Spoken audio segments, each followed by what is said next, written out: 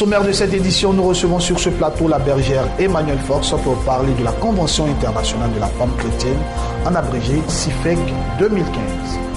Toujours en religion en Côte d'Ivoire, une cérémonie de consécration d'évangélistes et de diacres a eu lieu ce samedi 4 octobre 2015 dans la commune de Koumassi. Actualité internationale, des milliers de migrants continuent de transiter par la Croatie. En Grande-Bretagne, le parcours du combattant pour obtenir le droit d'asile. Le Nobel de chimie récompense les travaux sur l'ADN.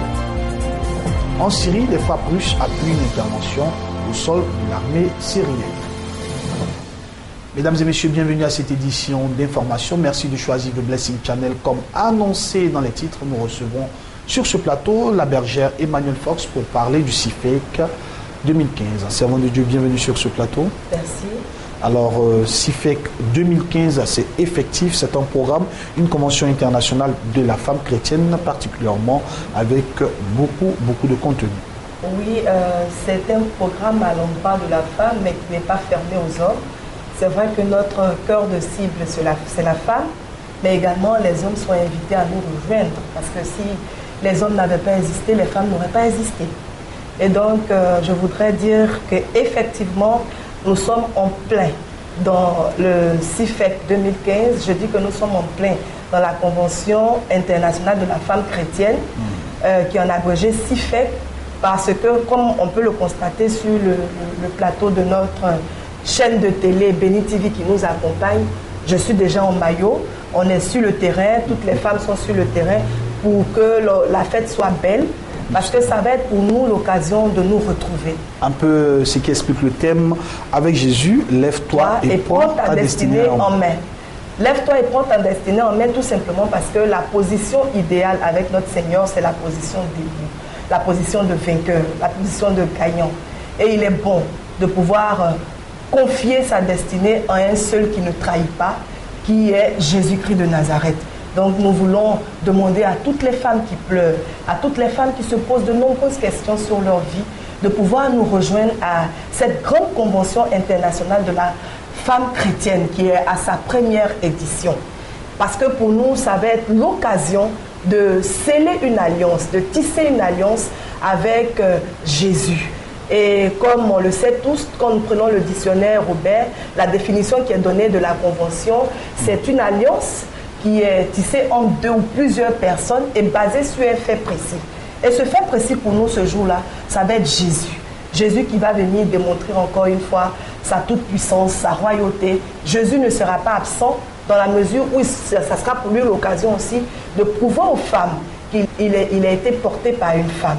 Et ce jour-là, toutes les porteuses de vie, qu'on ait eu un enfant de manière biologique, qu'on ait eu un enfant par adoption ou qu'on n'ait même pas d'enfant, nous sommes toutes porteuses de vie et il est donc important que nous puissions avec nos familles, nous retrouver avec nos amis, nous retrouver avec nos collègues, nous retrouver avec nos voisins.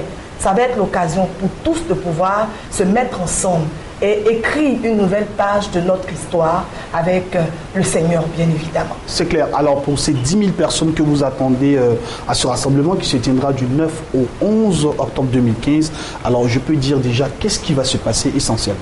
Ce qui va se passer, depuis tout le temps que je passe sur les antennes de la chaîne de télévision Béni TV qui est partenaire de cet événement, j'ai dit que ça va être du balèze. Du balèze parce que ça va être l'occasion pour nous de nous retrouver et de partir, de réfléchir sur plusieurs thèmes. Plusieurs thèmes qui vont être développés par des personnes avisées. Plusieurs thèmes qui vont être développés par des personnes enseignées, par des personnes qualifiées. Et ça va être l'occasion de venir se faire enseigner. Ça va être l'occasion pour nous aussi de poser les questions qui nous rongent, parce qu'on ne comprend pas pourquoi telle chose arrive dans notre vie. On souhaiterait avoir des explications, on souhaiterait également avoir des réponses qui nous permettront certainement d'améliorer notre marche avec le Seigneur. Parce que de manière quotidienne, il est bon pour nous de toujours faire un bilan pour voir si nous évoluons effectivement avec notre Dieu comme son cœur le désire. Et ça va être bâti autour de 3 grands thèmes. Parce que chaque journée aura un thème.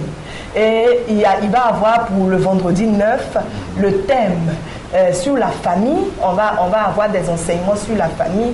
Vous convenez avec moi que cette institution multiséculaire qu'est la famille est attaquée de l'intérieur et de l'extérieur. Parce que jamais le diable ne voudra laisser la famille en paix. Quand la famille est bien bâtie, quand la famille est forte, quand la famille a des valeurs, c'est rare que le diable puisse les atteindre. Voilà, exactement. D'accord, et ensuite, donc, on aura le deuxième jour, le samedi 10, le thème c'est l'entrepreneuriat. L'entrepreneuriat qui va permettre à nos sœurs, à nos frères qui seront avec nous d'être enseignés et d'avoir des témoignages de personnes parties sur peut-être un fonds de 10 000 francs, de 20 000 francs. Aujourd'hui, de zéro, quelqu'un qui est devenu un héros. Oui, de zéro, quelqu'un qui est devenu un héros. Et nous sommes destinés à être des héros. Voilà pourquoi il est bon de pouvoir prendre notre destinée en main avec Jésus. Et l'apothéose. Et l'apothéose, ça va être, comme le nom de ces grandes organisatrices l'indique, Femmes Tsunamites, ça va être la journée de la femme spirituelle. Ouais. Et ce jour-là, ça va être la journée de la femme spirituelle. On va être encore enseigné sur le rôle de la femme au niveau de l'humanité. Nous allons être enseignés par plusieurs éminents hommes de Dieu ce jour-là. Entre autres, le père Raoul Mambo. Entre autres, le père Georges Yoboué, le révérend père Marie-Faustine Niava. Il va y avoir aussi des femmes prédicatrices qui viendront donner également des enseignements et donner leur témoignage de vie. Et pour nous, ce jour-là, on va terminer ce dimanche par un grand concert. Un grand concert pour dire merci au Seigneur. Merci Seigneur parce que tu vas restaurer notre nation, la Côte d'Ivoire. Merci Seigneur parce que nos familles vont être restaurées. Merci Seigneur parce que c'est un nouveau départ que nous allons prendre avec toi et nous serons toujours dans la position debout. Alors il faut dire aussi que la particularité de cet événement, c'est pour prier pour notre nation qui a vraiment besoin de paix. Oui, la particularité de cet événement, c'est pour prier pour notre nation. Parce que nous pouvons le dire, il ne faut pas qu'on se voile la face. Nous, chrétiens, arrivé à un certain moment donné, nous avons baissé les bras. Alors que la destinée de la Côte d'Ivoire est entre nos mains, nous, chrétiens. Et il est bon que nous puissions nous lever. Et ce que nos mamans ont fait à l'époque, à Grand Bassam, en 1949, c'est ce que nous voulons reproduire, mais dans le style chrétien cette fois-ci. Et nous savons que Dieu va nous écouter. Merci. Alors, Bergère, nous sommes pratiquement à la fin de cet entretien. Aujourd'hui, tout le monde entier vous suit. L'événement grandiose, c'est pour très bientôt. Cela approche à grands pas. C'est aussi la fin de l'année qui approche à grands pas. Quel est le message que vous pouvez donner au corps du Christ, même à ceux qui ne sont pas chrétiens, qui doivent venir participer à ce programme? Donc, je voudrais inviter tous mes frères, toutes mes sœurs, chrétiens, de toute obédience, à nous rejoindre à cet événement qui est le nôtre, la Convention internationale de la femme chrétienne 2015. Nous sommes à quelques jours des élections en Côte d'Ivoire. Il est bon que nous, chrétiens, nous puissions nous lever pour prendre en main la destinée de notre pays qui déterminera notre destinée à nous-mêmes. Et pour toutes leurs questions, pour toutes leurs préoccupations, ils pourront nous appeler à deux contacts 08 08 40 95 ou encore le 05 64 93 20. Ils pourront avoir toutes les informations. Nous sommes à quelques heures de l'événement. On peut déjà rappeler le lieu de l'événement? Ça va être à l'espace Oiseau Livre du Palais de la Culture de Trècheville. D'accord. Merci d'être passé sur ce plateau. Que Dieu vous bénisse. Alors, téléspectateurs, il faut se rendre à ce programme. Nous continuons ce journal en religion. Parlons à présent de cette cérémonie de consécration d'évangélistes et de diacres qui a eu lieu ce samedi 4 octobre 2015 dans la commune de Koumassi. Cérémonie organisée par la mission évangélique Prodigue et Miracle du Feu d'Evron. Suivons ce reportage. 6 jours de convention à la mission évangélique Prodige et Miracle du Feu d'Evron qui avait pour thème « Lève-toi et prends possession ». Ce samedi 3 octobre, dans la dite mission, dans la commune de Koumassi, s'est déroulé un moment de consécration d'évangélistes et de diacres.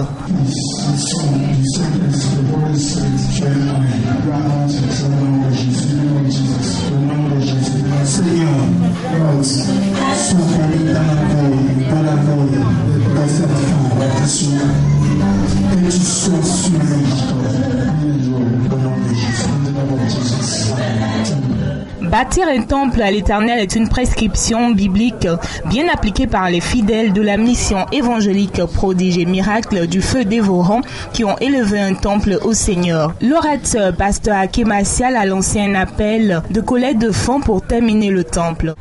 50 000 francs d'ici la fin de ce mois. Vous pouvez donner 50 000 pour soutenir la mission de l'homme de Dieu. Venez rapidement.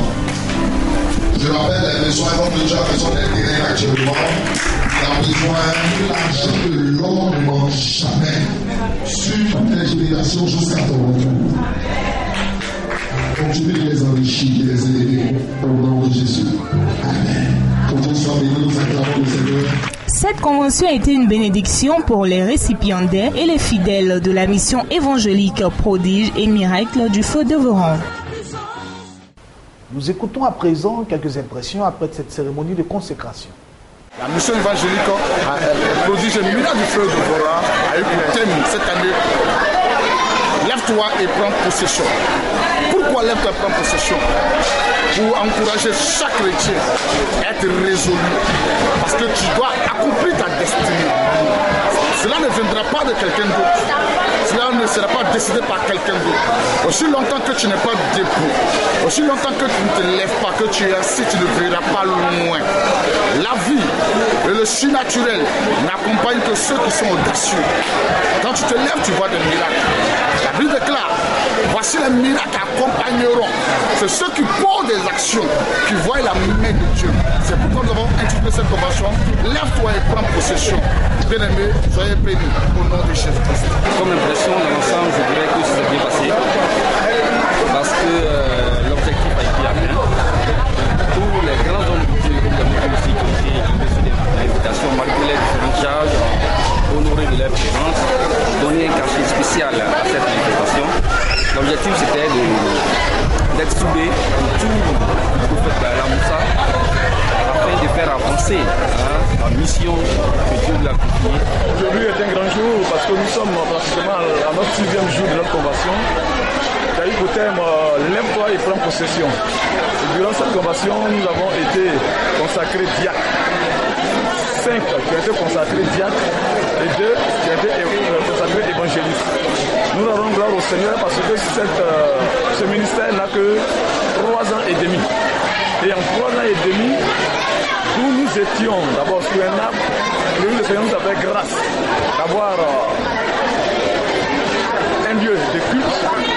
Et cette convention qui avait pour thème lève-toi et prends possession était pour bâtir un temple à la gloire de notre Dieu. Et nous croyons, nous avons l'espérance en notre Dieu qu'au sortir de cette convention, la mission évangélique Prodige et Miracle du Feu sera reconnue mondialement dans le nom de Jésus. Le samedi 4 octobre 2015 a eu lieu dans la commune de Yopougon une cérémonie de remise de kits scolaires initiée par les églises évangéliques La Majestueuse. Les enfants étaient à l'honneur ce samedi dans la commune de Yopougon à travers la cérémonie de remise de kits scolaires. Une belle cérémonie conjointement organisée par les églises évangéliques La Majestueuse en collaboration avec l'ONG La Fondation Cœur et Cœur. Cette cérémonie a réuni plusieurs enfants et fidèles de la dite église pour mettre en pratique le leitmotiv de l'ONG qui est le bien-être d'autrui. Après les différentes allocutions, le président fondateur des églises évangéliques La Majestueuse, le pasteur Kassi Amouzou, s'est adressé au peuple. En marge du concert de la vie qui a lieu chaque année, poser une action, partager quelque chose que nous avons pour aider à sauver une vie, aider à donner une vie, aider à porter une vie. Et nous savons que l'école est pour certaines personnes un luxe. Pas la chose normalement, mais c'est un luxe. Parce qu'il y a beaucoup de familles qui n'arrivent pas à inscrire leurs enfants. Il y a beaucoup de familles qui n'arrivent pas à offrir même un cahier à leurs enfants. Et nous avons voulu, cette année, aider une famille, aider un enfant, aider une communauté à emmener quelques enfants à l'école. Nous voulons remercier tous ceux qui ont contribué à constituer ces kits. Et donc, en nous aidant à constituer ces kits, vous aidez les enfants à aller à l'école. Après les mots de remerciement du premier responsable des églises évangéliques, la Majestueuse, place à l'allocution de la présidente de l'ONG, la Fondation Cœur et Cœur. Madame Marietta Kassi Amouzou s'est félicitée de cette initiative qui consiste à accompagner les enfants dans la réussite de leur cursus scolaire. Nous avons compris que l'amour du prochain ne nécessite pas que l'on soit millionnaire ou milliardaire.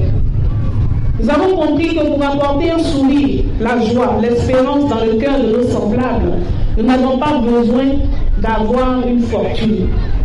Au contraire, l'amour du prochain a besoin d'un cœur tourné vers d'autres cœurs. D'où la naissance de cette fondation qui nous réunit ce matin.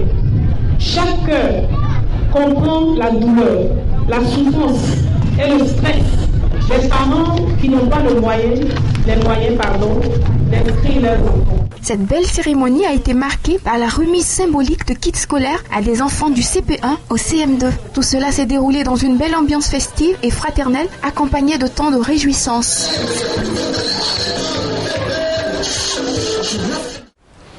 La Fondation Générale Akissi a organisé une cérémonie de lancement officiel de ses activités. C'était ce samedi 3 octobre 2015 dans la commune d'Angré.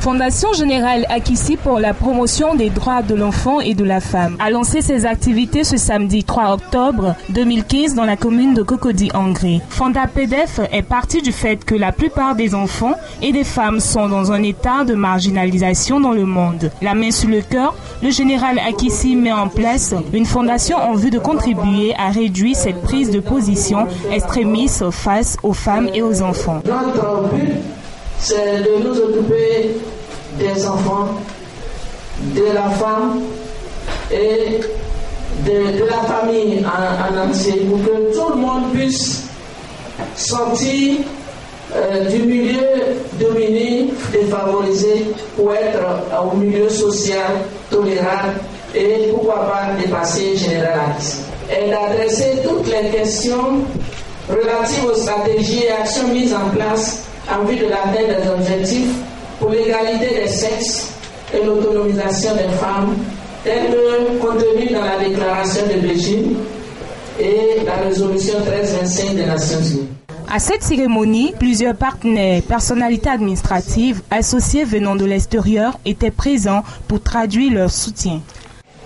Certains pourraient dire, mais pourquoi seulement les femmes et les enfants et nous les hommes?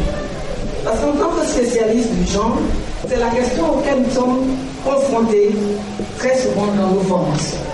C'est pas que les femmes, les hommes sont délaissés, mais les Nations Unies disent, à l'occasion des journées internationales, que lorsqu'on investit dans une femme, c'est dans toute la nation qu'on investit.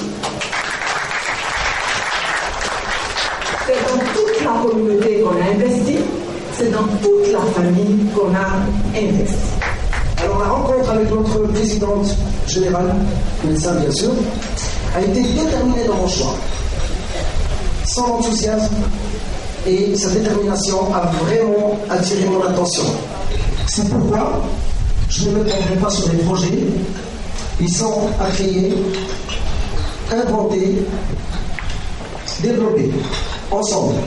Alors je pense que sur les projets, on n'a pas, comme je dis, à partir d'aujourd'hui, on va présenter, je ne vais pas dire vous, on fait une équipe, c'est nos enfants, c'est nos parents, que ce soit bien clair. Alors nous, on n'a pas besoin d'idées, les idées sont sur les terrains.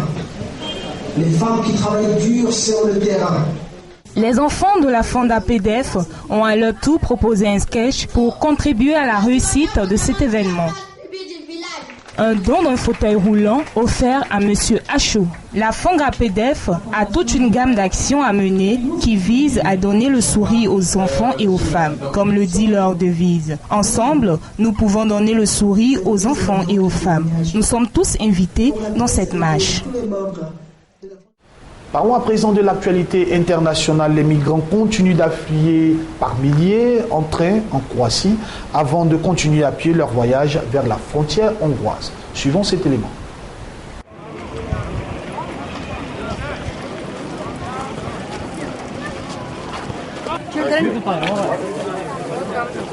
Non, non, non.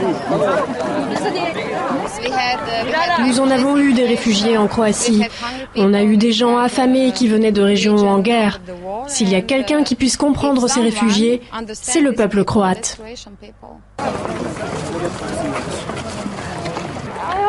Je souhaite un meilleur avenir pour mes enfants. J'ai 2 bébés, j'ai ce nouveau-né de 3 mois et un bébé d'1 an et 8 mois.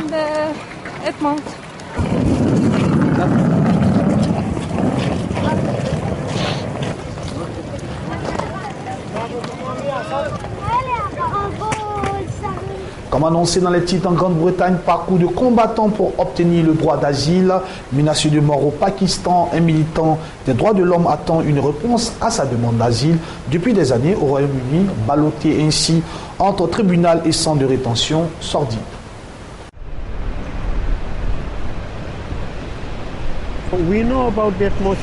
Vous savez, dans les centres de rétention, ce sont des adultes qu'on enferme. Pas des enfants ou des adolescents, des adultes, sous prétexte qu'ils n'ont pas de document légal, de droit d'être dans le pays. Ce ne sont pas des criminels, mais on les traite pire que des criminels. Le personnel venait souvent me réveiller à 2 heures du matin et me disait « Tu dois te lever dans 10 minutes, nous t'envoyons dans un autre centre de rétention ». Ils m'emmenaient à la réception, me laissaient attendre là pendant 1 heure. Et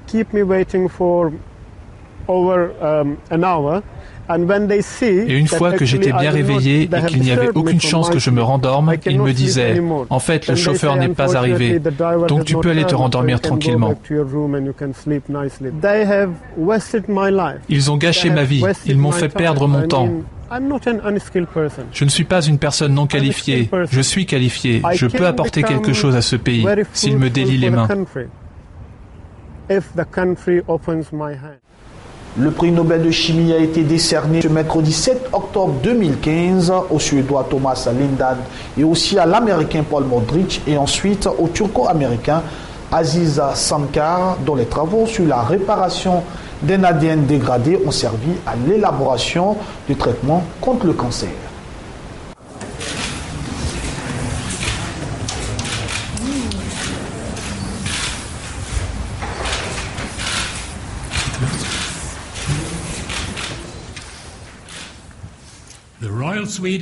L'Académie royale des sciences de Suède a décidé de décerner le prix Nobel de chimie 2015 conjointement à Thomas Lindahl, Paul Modrich et Aziz Sankar pour leurs travaux sur la réparation de l'ADN.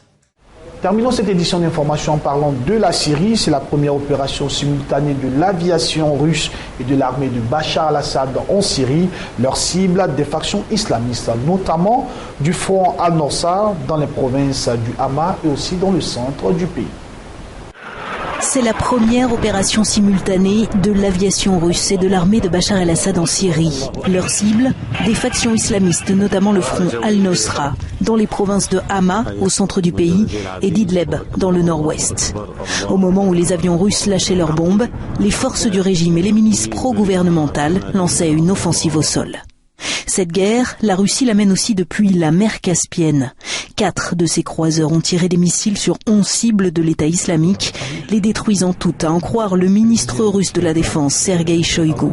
Dans cet entretien avec le président Poutine relayé par les médias russes, le ministre évoque 112 cibles frappées en Syrie depuis le lancement de l'opération il y a 8 jours. En revanche, pas de coordination en vue entre la Russie et les États-Unis qui dirigent une vaste coalition. Pour Washington, la stratégie russe en Syrie demeure totalement erronée. Mesdames et messieurs, c'est ici que prend fin cette édition d'information qui a été préparée par l'ensemble de la rédaction. Bonne suite de programme sur le Blessing Channel. Je vous bénisse, à bientôt.